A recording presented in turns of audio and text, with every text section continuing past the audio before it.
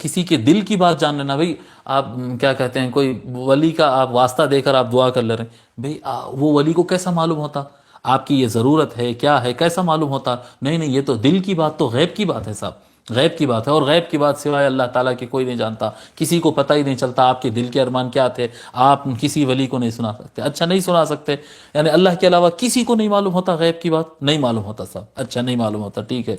تو پھر شیطان وسوسہ کیسا ڈالتا؟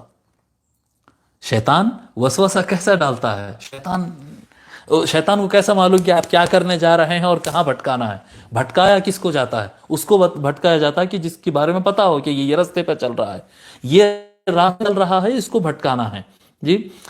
جو کس راستے پہ ہے، کوئی آدمی دلی کے راستے پر چل رہا ہے اور آپ اس کو قازقستان میں بیٹھ کے دھوکہ دے سکتے ہیں؟ نہیں دھوکہ دے سکتے۔ آپ کو اس کو دھوکہ دینے کے لیے پہلے آپ کو پتا چلنا پڑے گا کہ وہ کہاں پر ہے، کیا ہے۔ جب انسان کسی نیک کام کا ارادہ کرتا ہے تو شیطان کو پتا چلتا ہے، تبھی تو وہ اس کے ارادے میں وسوسہ ڈالتا ہے اور اس کو بھٹکانے کی کوشش کرتا ہے۔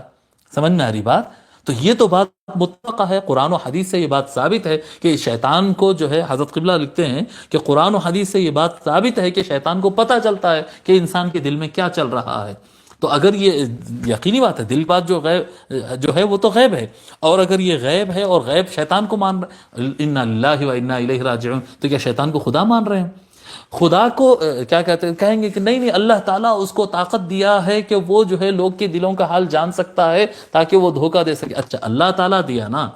یعنی اللہ تعالیٰ دل کے حال جاننے کی طاقت اپنے علاوہ دوسروں کو عطا کرتا ہے۔ تو شیطان کے لیے تو آپ دل کی بات جانتا ہے، مان لے رہے ہیں، اور اولیاء اللہ کو آپ شیطان سے کمتر جان رہے ہیں جی۔ اللہ کے دشمن کو آپ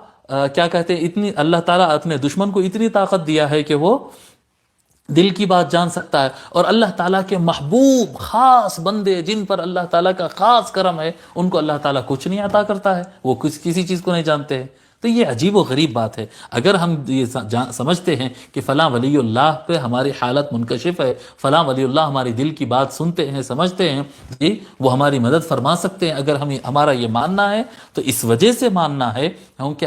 ہم کو یہ اس بات کا یقین ہے کہ اللہ تبارک و تعالی یقیناً ان کو یہ طاقت عطا فرمایا ہوگا۔ یہی سوچ کر ایک بندہ ولی اللہ سے اپنے احوال بیان کرتا ہے، یعنی جب وہ ولی اللہ سے کوئی بات کہتا ہے، جب وہ کسی سننے والے سے کچھ کہتا ہے، زندہ کے ساتھ معاملہ کرتا ہے یا انتقال کر گئے شخص کے ساتھ جب بندہ کوئی معاملہ کرتا ہے، تو اس کا یہ یقین ہوتا ہے جی کہ میں مدد ان سے اس لیے مانگ رہا ہوں کیونکہ حقیقت میں ان کے پاس اللہ کی طرف سے امداد آئی ہوئی ہے جی۔ راشن کی دکان پر آپ جب جاتے ہیں اور راشن حاصل کرتے ہیں تو آپ ہرگز یہ نہیں مانتے کہ یہ راشن جو ہے کسان ہے، اس کے پاس کھیتی ہے یا اس کے پاس گورنمنٹ ہے، یہ نہیں مانتے آپ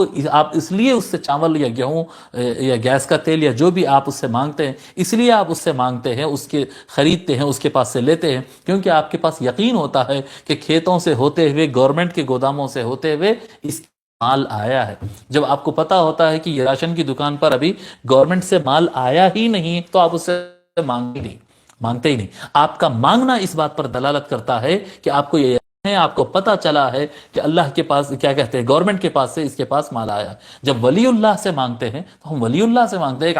عام مسلمان سے کیوں نہیں مانگتے؟ ولی اللہ سے مانگتے ہیں اس وجہ سے کہ اولیاء بات کرنا، اولیاء اللہ کو سنانا، ارواح طیبہ کی طرف، استغاثہ کی طرف آگے بڑھنا ہے، یہ در حقیقت ایاک نستعین ہی ہے، اللہ تبارک و تعالیٰ سے ہی مدد مانگنا ہے جی۔ اللہ تعالیٰ کے علاوہ کوئی اور طاقت ان کو دینے والا نہیں ہے جی۔ ان سے مانگنا اللہ سے ہی مانگنا ہے بس، اور اس کی گنجائش قرآن و حدیث میں بہت زیادہ ہے۔ استعانت میں تجھ ہی سے مدد مانگتے ہیں اسباب کے ذریعے،